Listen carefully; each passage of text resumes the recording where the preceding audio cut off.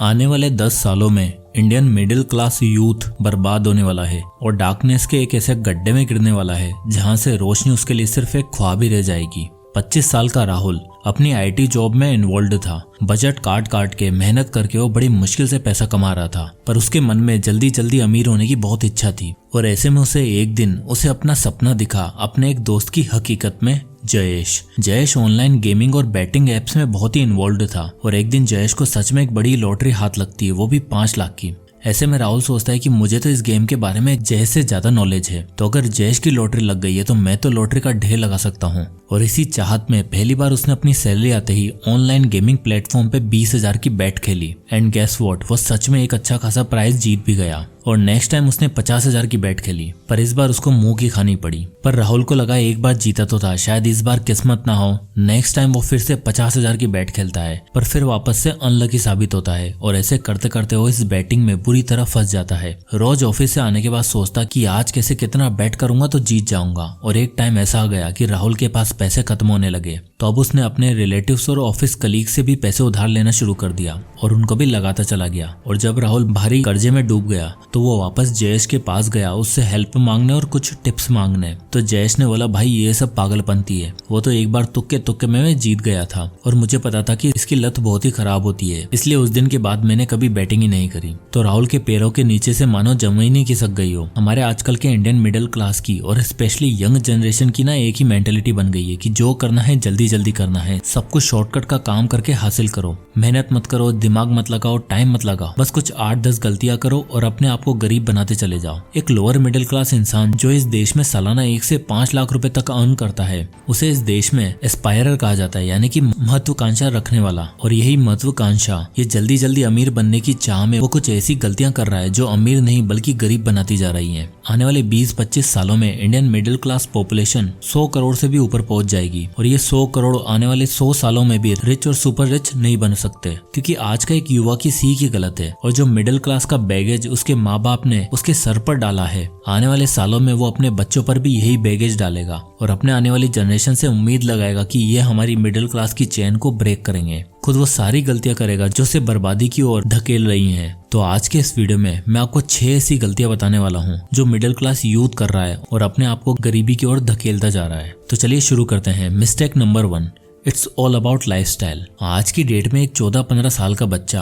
अपने माँ बाप से जिद करता है आईफोन दिलाने के लिए, आईपैड दिलाने के लिए, क्योंकि उसके फ्रेंड्स के पास भी आईपैड है। ये हमारी लाइफस्टाइल ड्रिवन सोसाइटी न जाने ऐसे कितने सारे मिडिल क्लास लोगों को रिच बनने के सपने को निगल जाएगी। मैं यूथ की बात करूँ तो 15-15 साल के बच्चे आजकल सोशल मीडिया और ट्रेंड्स के हिसाब से चलते हैं। और मुझे याद है हम अपने मम्मी पापा से दोस्तों को पार्टी करने के लिए पैसे मांगते थे तो हमें इतनी खरी खोटी सुननी पड़ती थी, और यहाँ तो आईपैड आ रहा है। दरअसल गलती लोगों की नहीं, उनके माइंडसेट की है। सोसाइटी के कायदे कानून, सोशल मीडिया इन्फ्लुएंस के पीयर प्रेशर में आके ये यंग लड़का लड़की वो सारी चीजें करते हैं जो उसे नहीं करनी चाहिए थी। लाइफस्टाइल अच्छी दिखाना, सारे सोशल सिंबल और ट्रेंड कैरी करना एक मिडिल क्लास यूथ का एक कॉमन सा ट्रेड बन गया है। इन्हें फोमो होने लगता है अगर इन्हें कोई चीज नहीं मिलती है तो, पर पैसा तो उतना ही है तो क्या करें, कुछ नहीं। ऐसे में वो अपने बजट को स्ट्रेच करते हैं और लोन्स का सहारा लेते हैं ताकि जरूरतें पूरी हो जाए। और इसी चक्कर में जो परिणाम उन्हें भुगतने पड़ते हैं वो है financial pressure, lack of savings, stress and anxiety और बैड रिलेशनशिप्स। एक बार के ट्रेंड के चक्कर में लोग अपना पूरा फाइनेंशियल फ्यूचर दांव पे लगा बैठते हैं। और इस सोशल प्रेशर का इम्पैक्ट सिर्फ कुछ लोगों या उनकी फैमिलीज पर ही नहीं पड़ता, बल्कि पूरी मिडिल क्लास कम्युनिटी पर पड़ता है, जिसे तोड़ पाना आसान नहीं है। देखो यार, या तो आप सोशली एक्टिव हो सकते हो या फिर फाइनेंशियली फ्री हो सकते हो। दोनों बन पाना एक मिडिल क्लास के लिए इम्पॉसिबल है। और हैरानी की बात तो यह है कि आज का मिडिल क्लास यूथ एक अच्छे फाइनेंशियल फ्यूचर से ज्यादा सोसाइटी के अप्रूवल को ज्यादा इंपॉर्टेंस देता है, और इसी चक्कर में वो कर्ज में डूब कर अपने आप को और गरीब बना रहा है। अब आती है मिस्टेक नंबर 2,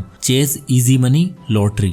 वो क्या है ना, आजकल हम लोगों को सब कुछ बैठे बिठाए मिल जाता है, हर चीज इजीली हासिल हो जाती है। मूवी देखनी हो घर पे देख लो, खाना मंगवाना हो ऑर्डर कर लो, काम करना हो वर्क फ्रॉम होम कर लो, सब कुछ आसान, लाइफ एकदम आसान। और इसलिए हमें लगता है कि जब सब कुछ इतना इजी है तो पैसा कमाना भी तो इजी होगा ना। कौन मेहनत करे, अच्छी प्रोफेशनल डिग्री ले, कौन नई स्किल सीखे, कौन बिजनेस करे, इतनी मेहनत क्यों करनी यार, जब पैसा 2 नंबर के रास्ते से भी कमाया जा सकता है। कुछ यही मेंटेलिटी है आजकल के यूथ की। हर चीज सिल्वर प्लेटर पर क्या मिल गई है, तो दिमाग में एक स्टीरियोटाइप बना लिया है कि मेहनत की कोई जरूरत ही नहीं है, बस लॉटरी की जरूरत है। और इजी मनी को चेज करते करते एक मिडिल क्लास युवा एक ना एक बार अपना हाथ जरूर जलाता है। फॉर एग्जाम्पल, हमारे करियर की स्टार्टिंग में मेरा एक दोस्त मेरे साथ था, जिसको एक बार कॉल आता है कि आपको प्रोडक्ट सेल करना है, फिर आप मैनेजर बन जाओगे, सीनियर मैनेजर बन जाओगे, विदेश घूमोगे, यहाँ जाओगे वहां जाओगे, 25 लाख से 1 करोड़ रुपए तक कमाओगे, फलाना ढिमकाना, बस आपको 25,000 रुपए इन्वेस्ट करना है और सेमिनार अटेंड करना है। हाँ, मैं वही पिरामिड स्कीम वालों की बात कर रहा हूँ। अब मेरा दोस्त निकला आलसी, भाई साहब इसे लगा अगले 3 सालों में इसकी सैलरी 1 करोड़ हो जाएगी। घर वालों को सबको मना लिया और 25,000 रुपए लगा दिए।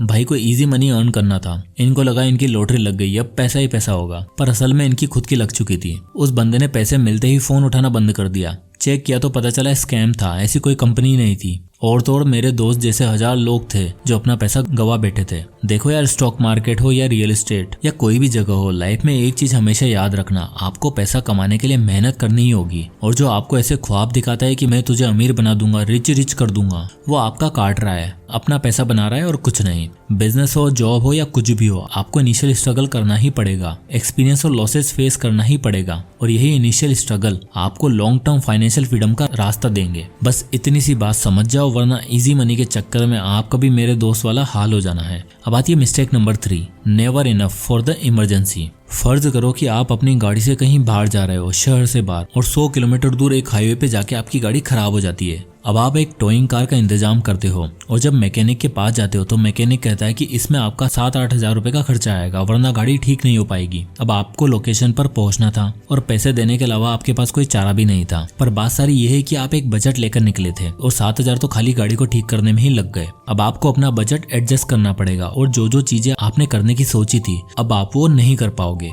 नॉर्मल से होटल में रुकना पड़ेगा और कुछ भी मजे नहीं कर पाओगे। लेकिन सोचो अगर आपके पास वो 7,000 रुपए एक्स्ट्रा होते या आपने इमरजेंसी फंड बनाया होता तो इस गाड़ी की तरह हमारी लाइफ की गाड़ी भी हाईवे पे चलती रहती है, जिसमें हम बजट बना के चलते रहते हैं। Rent, electricity, travelling, house expenses, ration और बिल वगैरह, इन सब पे पैसे खर्च करने के बाद थोड़ा बहुत सेव करते हैं, पर मोस्ट ऑफ द टाइम सारा पैसा खर्च हो ही जाता है और इमरजेंसी फंड नहीं बन पाता। इमरजेंसी फंड तो छोड़ो, मोस्टली मिडिल क्लास लोगों के पास हेल्थ इंश्योरेंस तक नहीं होता। कहते हैं middle class are one emergency situation away to lose their entire bank balance, क्योंकि ना ही कोई इमरजेंसी फंड होता है और ना ही कोई इंश्योरेंस। और यूथ तो बिल्कुल इस चीज को इग्नोर ही कर देते हैं। वो लोग इंश्योरेंस प्रीमियम भरने से अच्छा आईफोन की ईएमआई भरना ज्यादा पसंद करते हैं और एक मेडिकल सिचुएशन सारी सेविंग खत्म कर देती है और तो और कर्जा भी लेना पड़ता है। सो सैलरी आते ही इमरजेंसी सिचुएशन के लिए थोड़ा थोड़ा पैसा सेव करो, ताकि अगर आपकी गाड़ी कभी हाईवे पर रुक भी जाए तो आपका सारा पैसा खत्म ना हो। अब आती है mistake number 4, too late to invest. Next mistake जो मिडिल क्लास यूथ अक्सर करता है वो है they are too late to invest. आज का यूथ को हर चीज जल्दी करने की आदत है, हर जगह टाइम से पहले पहुंच जाते हैं। मूवी हो या फिर कोई कॉन्सर्ट हो या फिर कोई पार्टी, वहां टाइम से पहले पहुंच जाएंगे और सारे स्टार्टर्स ट्राई करेंगे। पर जब सवाल आता है स्टॉक्स का, इन्वेस्टिंग का, तो सारे के सारे एकदम पीछे हट जाते हैं। दरअसल इन्वेस्टिंग को आजकल के यूथ फॉर ग्रांटेड लिया हुआ है। इनके मुताबिक इन्वेस्टिंग मम्मी के द्वारा दिया गया कोई काम है जिसे बाद में कर लेंगे, पहले अपने मजे कर लेते हैं और इस चक्कर में अपने सबसे वैल्यूएबल एसेट को खो बैठते हैं और वो है टाइम। स्टॉक इन्वेस्टिंग और म्यूचुअल फंड में लॉन्ग टर्म विजन रखने के लिए आपको जरूरत है टाइम की। जितना अर्ली आप स्टार्ट करोगे उतने बेहतर चांसेस है पावर ऑफ कंपाउंडिंग से आपके पैसे इंक्रीज होने के। आओ एक एग्जांपल के थ्रू समझाता हूँ।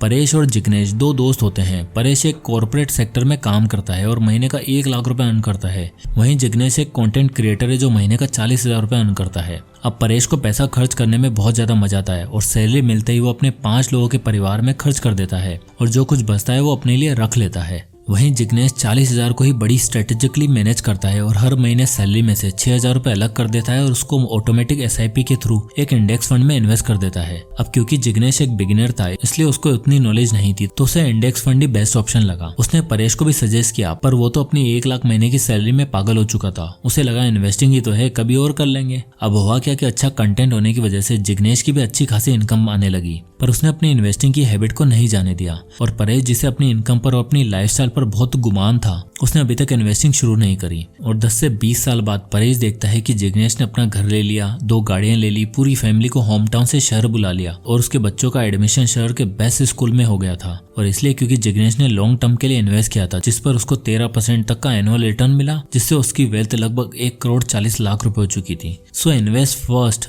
Then chase your dream life. Mistake number 5, addiction. आजकल के मिडिल क्लास यूथ की सबसे बड़ी गलती है उसकी आदतें, उसका एडिक्शन। जिसमें वो टाइम और पैसा दोनों बर्बाद करते हैं। आजकल हर बच्चे और यूथ का सबसे बड़ा एडिक्शन मोबाइल फोन बन चुका है और यही यंत्र सारी बर्बादियों की जड़ है। 13 से 16 साल के बच्चे गेम्स और वीडियोस में टाइम वेस्ट करते हैं और उसमें और अच्छा बनने के लिए माँ बाप से पैसे खर्च करवाते हैं। और फिर आते हैं 18 से 20 साल वाले, इन्हें चाहिए full access of Netflix, Amazon Prime, Spotify सबके सब्सक्रिप्शन और लग जाते हैं कंटेंट कंज्यूम करने की लत। फिर आते हैं 22 साल से ऊपर वाले, इन्हें होता है असली एडिक्शन। इनका एडिक्शन होता है alcohol, cigarettes, adult contents, parties, junk food और न जाने क्या क्या। भाई साहब, एक मिडिल क्लास युवा की हालत आज की डेट में इतनी खराब है कि उसे हर प्रॉब्लम का सोल्यूशन अल्कोहल में ही दिखता है। पैसा खर्च करके कंटेंट कंज्यूम कर जाते हैं जो सिर्फ इनका टाइम वेस्ट ही कर रहा है। अगर उस पैसों को किसी स्किल सीखने में लगा दिया होता तो न जाने आज देश का युवा कहाँ ही होता। पर नहीं, जितना एडिक्शन है सब पालेंगे, खूब पैसा खर्च करेंगे, रोज जोमेटो से बटर चिकन ऑर्डर करेंगे और पैसा खर्च करेंगे और एंड में इसका रिजल्ट क्या होता है?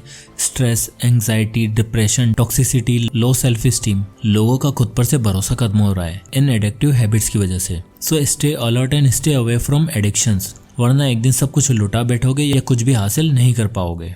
अब आती है mistake number 6, play it safe, only focus on jobs. The most common mistake of middle class youth, play it safe यानी कि जॉब ही एकमात्र सहारा है। या से नहीं बल्कि पिछले कई जमानों से यही माना जा रहा है कि मिडिल क्लास घर में पैदा हुआ बच्चा बिजनेस या कोई एक्टिविटी नहीं करेगा, उसका सिर्फ और सिर्फ एक ही ड्रीम होना चाहिए, वह है अच्छी जॉब। और हैरानी की बात तो ये तब लगती है जब आज की 21st सेंचुरी में भी लोग ऐसे ही सेम सोच रखते हैं। यार देखो, जैसे मैंने पहले भी बताया, मिडिल क्लास को ना एस्पायरर कहा जाता है, यानी इच्छाएं बहुत होती हैं पर उन इच्छाओं के साथ इनमें एक डर भी होता है रिस्क ना लेने का। इसी वजह से ये इजी मनी के पीछे भागते हैं, इसी वजह से इन्वेस्ट नहीं करते और इसी वजह से इमरजेंसी फंड और इंश्योरेंस जैसी चीजों को इग्नोर कर देते हैं। बस उसी सेफ खेलने के चक्कर में जॉब से इन्हें एकमात्र सहारा दिखता है, क्योंकि काम करने पर महीने के महीने सैलरी जो आ जाती है जिससे घर चल जाता है। पर जॉब के बाद क्या? इसका जवाब किसी मिडिल क्लास यूथ के पास नहीं होगा। आप खुद सोचो, कभी ना कभी काम करना छोड़ोगे, रिटायर होगे, उसके बाद क्या? 60-65 की एज में रिटायर हो भी जाओगे तो उसके बाद क्या ही कर लोगे? और अगर कोविड जैसी कोई बीमारी आ गई तो लो हो गया सत्यानाश। देखो यार, जॉब कोई बुरी चीज नहीं है। इनफैक्ट मैं सबको यही सजेस्ट करता हूँ कि सबको कोई भी बिजनेस या कुछ भी स्टार्ट करने से पहले जॉब करना जरूरी है। पर इसका मतलब ये नहीं कि आप अपनी जॉब को बस मंथ ऑन मंथ होने वाले पे चेक का मीडियम समझ बैठो। जॉब के साथ जॉब के बाद भी कुछ एस्पिरेशन रखो। कुछ लोग होते हैं जो जॉब में बड़े सक्सेसफुल होते हैं, उन्हें अपने काम में मजा आता है, बट मोस्टली सिर्फ कुछ काम करने के लिए जॉब करते हैं ताकि सोसाइटी उन्हें नकारा ना बुलाए। अब ऐसे में आप चाहो तो घर बैठे बैठे फ्रीलांस कर सकते हो, ऑनलाइन बिजनेस बिल्ड कर सकते हो। मैं मानता हूँ कि job supreme source of financial safety और सिक्योरिटी है,